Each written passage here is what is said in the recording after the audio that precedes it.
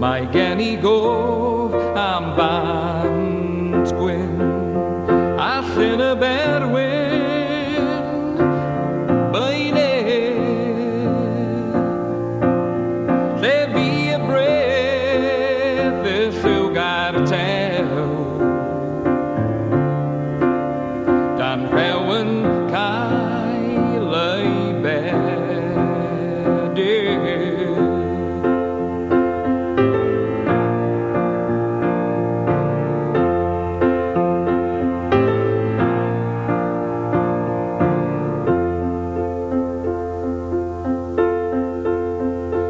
Nes dawn Nadolig cawn gasglu calennig a ffigur oedd nawr belaw